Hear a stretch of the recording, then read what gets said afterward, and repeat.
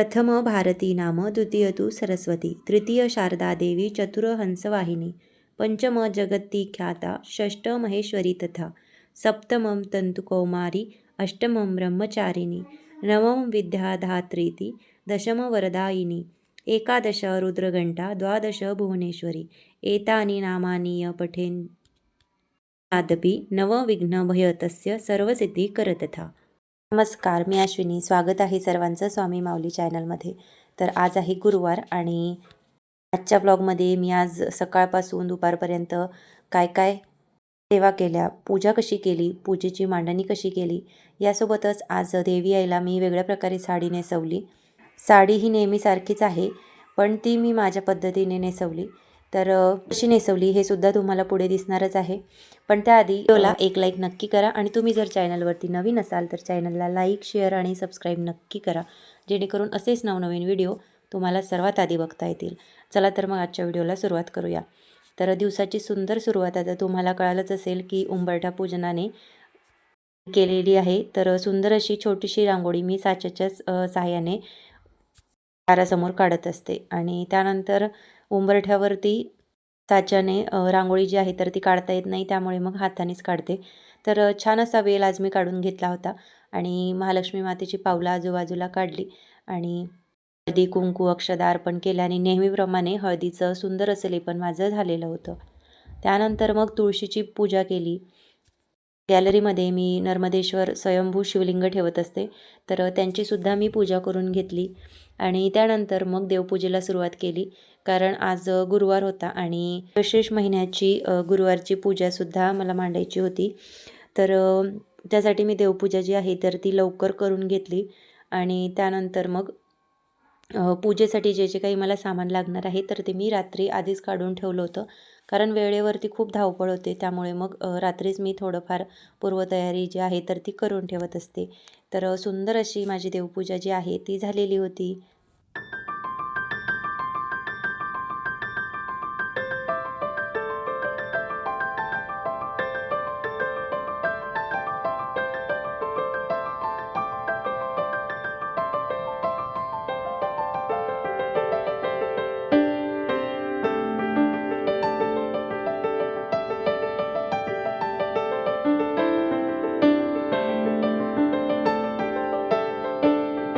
तर सकाळी सकाळी प्रसन्न करणारी अशी सुंदर देवपूजा जी आहे ती माझी झालेली होती. त्यानंतर मग मी मार्गशीर्ष गुरुवारच्या पूजेची तयारी करायला घेतली. पूजेसाठी जे जे काही साहित्य लागणार होतं ते मी आधीच रात्रीच काढून ठेवलेलं होतं आणि त्यामुळे मग पूजेला वेळ होत नाही आणि लवकरसुद्धा आपली पूजा जी आहे तर ती करून होते. तर नेहमीप्रमाणे मी चौरंग ठेवून घेतला होता. त्यानंतर चौरंगाच्या अगदी समोर पाट ठेवून घेतला.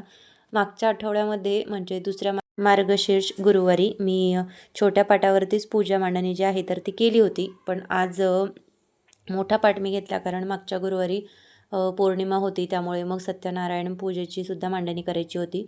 तर ती मी पाटावर केली होती. आता माझ्याकडे चौरंग एकच आहे, त्यामुळे मग मी तशा प्रकारे मांडणी जी आहे ती केली होती. पण आज पाट जो आहे तर तो त्यावरती काही पूजा मांडणी करायची नव्हती, म्हणून मग मी मोठ्या पाटावरतीच छानपैकी मोकळी आणि सुटसुटीत पूजा मांडणी जी आहे तर ती करायला घेतली. तर नेहमीप्रमाणेच गणपती बाप्पांना मी आधीच स्नान घालून घेतलेले होते, त्यामुळे परत गणपती बाप्पांना स्नान घालत नाही. जेव्हा देवपूजा केली तेव्हा दुधाने आणि शुद्ध जलाने गणपती बाप्पांना स्नान घालून घेतलेले होते. त्यामुळे मग आता इथे पूजेमध्ये फक्त गणपती बाप्पांची मूर्ती जी आहे तर ती तांदळावरती ठेवून घेतली. आता याऐवजी आपण आसनंसुद्धा छोटे छोटे घेऊ शकतो, पण मी आधीच आसन जे आहे तर ते ठेवलेलं आहे, त्यामुळे वेगळं आसन ठेवलं नाही. आणि त्यानंतर गणपती बाप्पांची पंचोपचार पूजा करून घेतली. धूप दीप दाखवून घेतला आणि गुळ खोबऱ्याचा नैवेद्य आपल्याला गणपती बाप्पांना दाखवायचा असतो, तो मी दाखवला.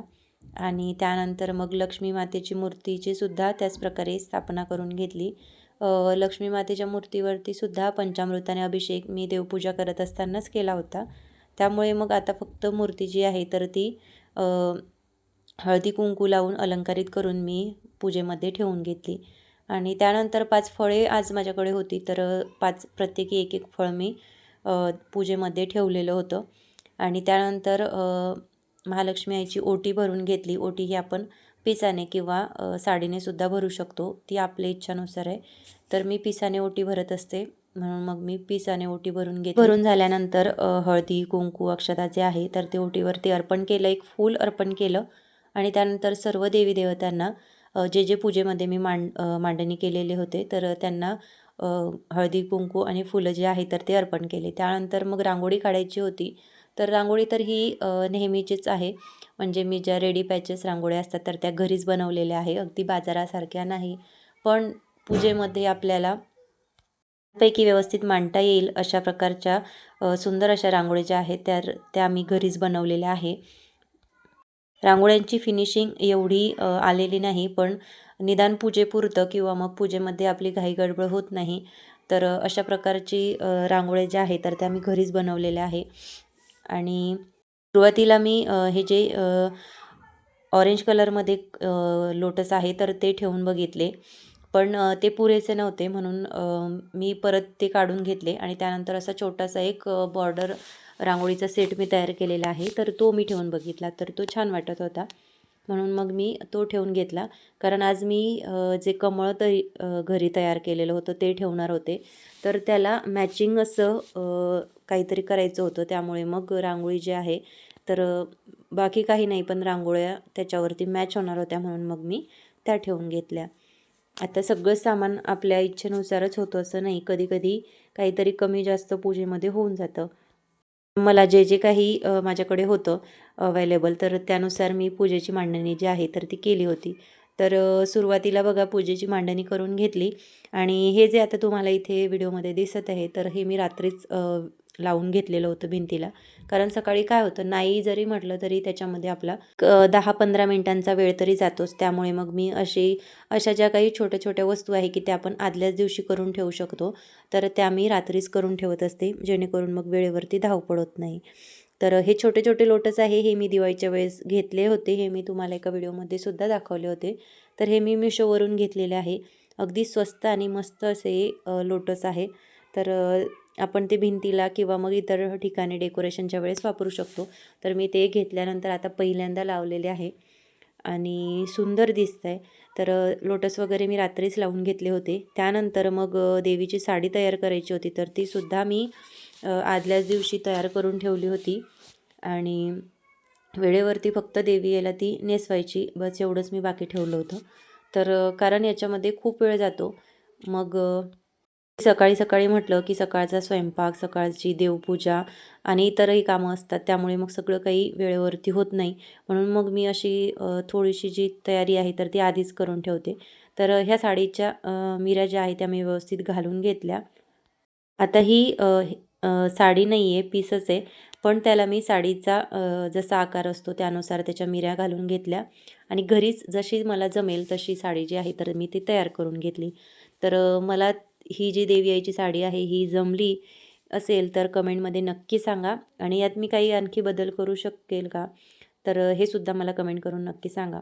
तर सुंदर अशी साडी जी आहे ती देवी आईची मी तयार केली आणि त्यानंतर मग कलश भरायला घेतला. तर सुंदर असा कलश जो आहे तो मी ठेवून घेतला होता. कलशाला मी हळदी, कुंकू, अक्षदा अर्पण केल्या. कलशावरती सुंदर असं कुंकवाने स्वास्तिक काढून घेतलं होतं. त्यानंतर कलशामध्ये शुद्ध जल टाकून घेतला आणि त्याच्यामध्ये हळदी, कुंकू, अक्षदा आणि एक दुर्वासुद्धा टाकून घेतली होती. त्यानंतर जे साडी मी तयार केली होती तर ती कलशाला नेसवायला घेतली. पण आता कलशाची पूर्ण स्थापना झालेली नव्हती, कारण मला याच्यामध्ये कमळसुद्धा ठेवायचं होतं, जे मी घरीच बनवलेलं. तर कलशाची स्थापना झालेली नव्हती, त्यामुळे मग कलश जो आहे तो मी एकदा काढला आणि त्यानंतर तिथे जे कमळ आहे तर ते तयार करायचं होतं, म्हणून मग थोडा वेळ मी साडी जी आहे तर ती देवी आईला नेसवत होते. खालच्या साईडला सुद्धा मी अक्षदा टाकलेल्या होत्या. त्यानंतर जेव्हा कमळ मी ठेवून घेतलं, जो लोटस बेस आहे आपला, तर त्यानंतर त्याच्यावरती सुद्धा मी हळदी, कुंकू आणि अक्षदा ज्या आहे तर त्या ठेवून घेतल्या होत्या. त्यानंतरच त्यावरती मी कलश ठेवला होता. तर सुंदर अशी देवी आईला साडी जी आहे ती मी नेसवून बघत होते. मला वाटलं नव्हतं की मला ही जमेल, कारण मी जेवढ्या साड्या आहेत त्या सगळ्या शिवून घेतल्या होत्या. त्या घरीच मी शिवलेल्या आहे, पण अशा वेळेवरती साडी नेसवायचं म्हटलं की जमत नाही किंवा मग खूप घाईगडबड होते. तर त्यामुळे मग मी साड्या ज्या आहेत त्या शिवून ठेवत असते. पण आज म्हटलं चला थोडा वेळ आहे तर अशा प्रकारची साडी जी आहे ती नेसवून बघूया. तर छानपैकी जे पीस होतं माझ्याकडे तर त्याला गोल्डन कलरचा काठ जे आहे त्याचे ते गोल्डन कलरमध्ये होते. त्यामुळे मग हे पीस जे आहे ते खणाचं आहे. तर खण पीस ज्याला आपण म्हणतो. तर त्याच्यावरती मोत्याचेच दागिने मला घ्यायचे होते. पण त्याचे जे काठ आहे ते गोल्डन कलरमध्ये आहे. म्हणून मग मी त्याच्यावरती सगळे दागिने जे आहे तर ते गोल्डन कलरमध्येच घेणार होते. तर आधी मी भरपूर असे दागिने जे आहे ते आदल्या दिवशी या साडीवरती लावून बघितले. या पिसावरती लावून बघितले. कुठले चांगले वाटतात तर कुठले नाही. तर जे चांगले वाटले ते मी बाजूला काढून ठेवले होते. जेणेकरून मग वेळेवरती सकाळी जेव्हा पूजा मांडणी करू तर त्यावेळेस लगेच ते घेता येतील. म्हणजे सगळे बघण्याची गरज पडत नाही.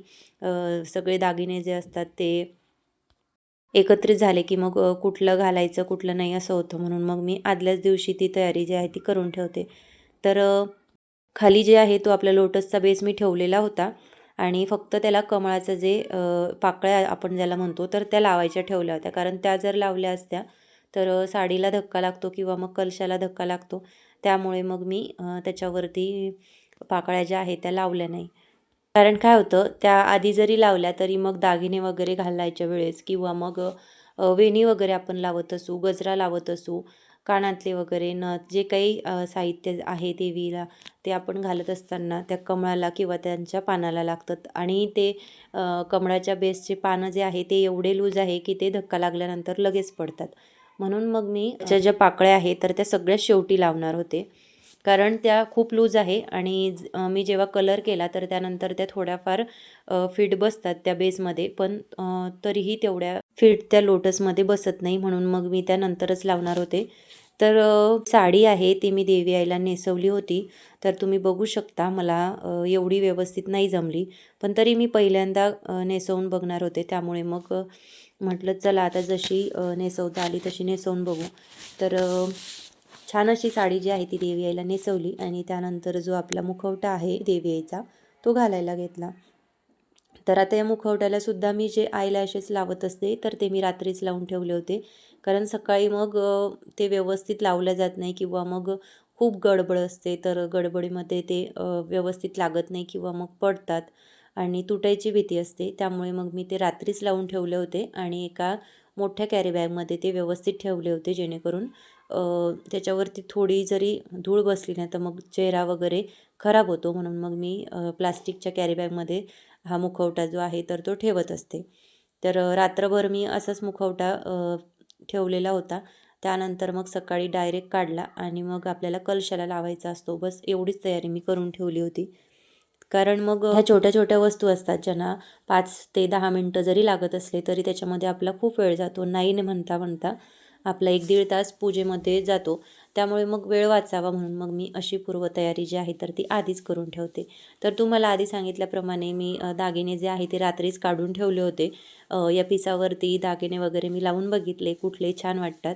तर जे मला त्याला लावून बघितल्यानंतर छान वाटले तर ते दागिने मी बाजूला काढले होते आणि देवी आईसाठी एक वेणी मला तयार करायची होती. त्यासाठी मी एक गंगावन घेतलं आणि त्याला मी जशी आपण वेणी आपली घुमतो तर तशीच वेणी मी घालून घेतली आणि छान अशी वेणी जी आहे तर ती मी तयार केली आणि त्याच्यावरती जसं साऊथकडे असतात बघा वेण्यांवरती ते छोटे-छोटे महालक्ष्मी आईचे पॅचेस लावलेले असतात. तर अगदी तसे नाही पण घरच्या घरी मी कॅनव्हास जो उरलेला होता, जी साडी मी देवी आईसाठी शिवलेली होती, तर त्यातले बरेचसे कॅनव्हास जे आहेत ते छोटे-छोटे तुकड्यांमध्ये उरलेले होते. तर ते फेकून देण्यापेक्षा किंवा मग तसेच पडून राहिल्यापेक्षा मी अशा प्रकारे त्याचा उपयोग केला. तर छोटे-छोटे हे कॅनव्हास जे आहे त्याचं गोल आकारामध्ये मी कट करून घेतलं आणि त्यानंतर याच्यावरती अशा प्रकारची डिझाईन जी आहे तर ती मी बनवून घेतली. तर याचासुद्धा सेपरेट एक व्हिडिओ मी आपल्या चॅनलवरती आधीच अपलोड केलेला आहे. तर असे छोटे-छोटे पॅचेस मी तयार केले आणि याच्यामध्ये मला गोल्डन कलर जो आहे तो तयार करायचा होता. कारण गोल्डन कलर केल्यानंतर तो कुठल्याही साडीवरती मॅच होतो. पण माझ्याकडे जेवढं सामान होतं, जेवढ्या माळी होत्या तर आणि जेवढ्या बॉल पिन होत्या, त्यामुळे मग त्यापासून मी जसं तयार होईल तसेच ते तयार केले तात्पुरते. आणि यानंतर आता जेव्हा केव्हा वेळ मिळेल तर त्यावेळेस मी नक्कीच गोल्डन कलरमध्ये हे पॅचेस जे आहे तर ते छानपैकी तयार करणार आहे. आता नाही तर पुढच्या वर्षी तर ते नक्कीच कामात येतील. तर सुंदर असे पॅचेस जे आहे ते मी एक एक करून वेणीवरती लावून घेतले. तर माझ्याकडे एकूण 5 ते 6 पॅचेस असतील, पण मी 1-1, 1.5 इंचाच्या अंतरावरती लावले. तर लावल्यानंतर वेणी जी आहे ती अगदी सुंदर दिसत होती आणि आधीपेक्षा तर आणखीनच उठून दिसत होती. त्यामुळे मग मी हे पॅचेस जे आहे ते छानपैकी सगळे लावून घेतले. आणि आणखी एक्स्ट्राचे 1-2 लावणार होते, पण जी वरची साईड असते तर ती तर आपण मुखवट्याच्या मागच्या बाजूने टाकत असतो, त्यामुळे ते काही दिसत नाही. म्हणून मग मी अगदी 3 ते 4 पॅचेस जे आहेत तर ते लावून घेतले. छान वाटले. तर ते मी रात्रीच काढून ठेवले होते आणि त्यानंतर सकाळी ते दागिने जे आहे तर तेच घालायला होत नाही, म्हणून आणि त्यासोबतच तयारी रात्रीच करून ठेवली. आणि त्यानंतर मग ही वेणी जी आहे तर ती लावायला घेतली. तर बघू शकता सुंदर अशी आपली वेणी जी आहे तर ती दिसते. त्यानंतर मग वेणी वगैरे लावायचं म्हटलं तर वेणी लावण्यासाठी आपल्याला सेफ्टी पिन वगैरे कुठल्याही पिनीची गरज पडत नाही, कारण जो नारळ असतो किंवा मग जो मुखवटा असतो, जो कलश आपण ठेवतो तर त्याच्यामध्ये व्यवस्थित ही वेणी जी आहे ती अडकून राहते. त्याला काही आपल्याला पिनअप वगैरे करायची गरज पडत नाही. छानपैकी आपली वेणी जी आहे ती अगदी व्यवस्थित मुखवट्याला शोभेल अशा प्रकारे आपल्याला बसवता येते. तर सुंदर अशी वेणी जी आहे ती मी लावून घेतली. आणि त्यानंतर मग मी ज्या कमळाच्या पाकळ्या आहेत, ज्या बेसच्या पाकळ्या आहेत त्या लावायला घेतल्या. कारण जसं की तुम्हाला आधी सांगितलं, साडीला किंवा मग दागिन्यांना हात लागू शकतो, म्हणून मग ह्या सगळ्या पाकळ्या ज्या आहेत तर त्या मी नंतरच लावणार होते. मागच्या साईडच्या ज्या पाकळ्या आहेत त्या मी आधीच लावलेल्या होत्या, कारण मग मागच्या साईडला आपल्याला व्यवस्थित लावता येत नाही. म्हणून मग मी ज्या समोरच्या पाकळ्या आहेत तर त्या लावायच्या राहू दिल्या होत्या. तर सगळी सजावट वगैरे झालेली होती. त्यानंतर मग मी सगळ्या पाकळ्या व्यवस्थित लावून घेतल्या. आता मी याला कलर केलेला आहे, त्यामुळे थोडाफार तो त्या ज्या पाकळ्या आहेत त्या बेसमध्ये घट्ट बसतात. पण जेव्हा आपण त्याला कलर करत नाही तर त्यावेळेस पाकळ्या अगदी हलक्या बसतात आणि लगेच आपण हात लावल्यानंतर त्या लगेच खाली पडतात. त्यामुळे मग त्याला कलर वगैरे केला की छानपैकी घट्ट बसतात. आणि सुंदर बघा असं कमळ जे आहे ते तयार झालेलं होतं. तर सुंदर असं देवी आईचं रूप दिसत होतं. आणि त्यानंतर मग जशी एक एक वस्तू देवी आईला चढवत होते, लावत होते, तर आणखीनच रूप जे आहे ते खुलून दिसत होतं. तर एक एक करून सगळे दागिने जे आहेत तर ते मी घालून घेतले. आणि सगळ्यात महत्त्वाचं राहिलं होतं ती म्हणजे नथ.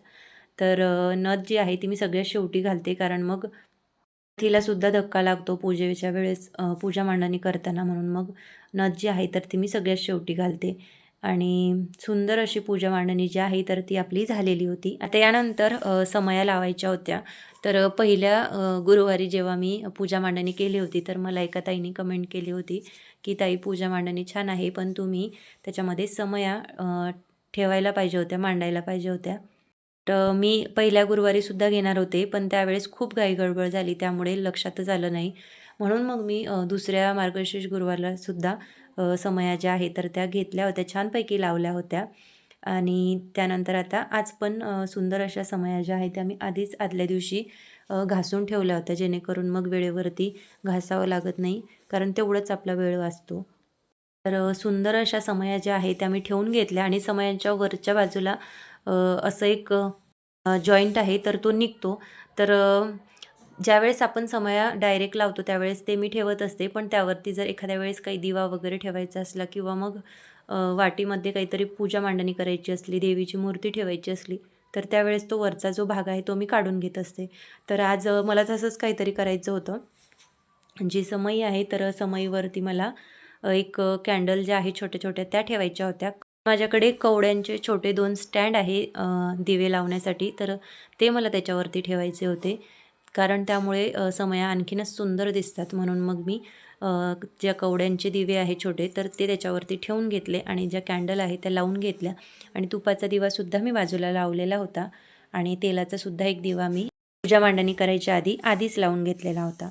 तर सुंदर अशी पूजा मांडणी जी आहे ती माझी तिसऱ्या मार्गशीर्ष गुरुवाराची छानपैकी मांडून झाली होती. आज काहीतरी वेगळं करायचं म्हणून मग पद्धतीने मी पूजा मांडणी जी आहे तर ती केली होती. आणि त्यासोबतच आज मला अनायसे केळीचे खांबसुद्धा मिळाले. एका ताईने मला दिले. तर सुंदर असे केळीचे खांबसुद्धा मी पूजेच्या मांडणीमध्ये लावलेले आहे. चारही बाजूला 4 छोटे छोटे केळीचे खांब अगदी उठून दिसत आहे, त्यामुळे पूजा तर अगदी सुंदर दिसते. आणि वेळीच अशी आजची तिसऱ्या गुरुवारची पूजा मांडणी जी आहे तर ती माझी झाली होती. तर तुम्ही बघू शकता आता मन प्रसन्न करणारी तिसऱ्या मार्गशीर्ष गुरुवाराची पूजा मांडणी जी आहे ती माझी झाली होती. त्यानंतर मी आरती केली आणि पोथीसुद्धा वाचली आणि त्यानंतर दूध साखरेचा नैवेद्यसुद्धा दाखवला. तर कशी वाटली तुम्हाला आजची पूजा मांडणी हे कमेंट करून मला नक्की सांगा. आणि तुम्ही जर चॅनलवरती नवीन असाल तर चॅनलला लाईक, शेअर आणि सबस्क्राईब नक्की करा, जेणेकरून असेच नवनवीन व्हिडिओ तुम्हाला सर्वात आधी बघता येतील. आणि व्हिडिओला हाईप करायलासुद्धा विसरू नका. परत भेटूया अशाच एका नवीन व्हिडिओसोबत. तोपर्यंत श्री स्वामी समर्थ.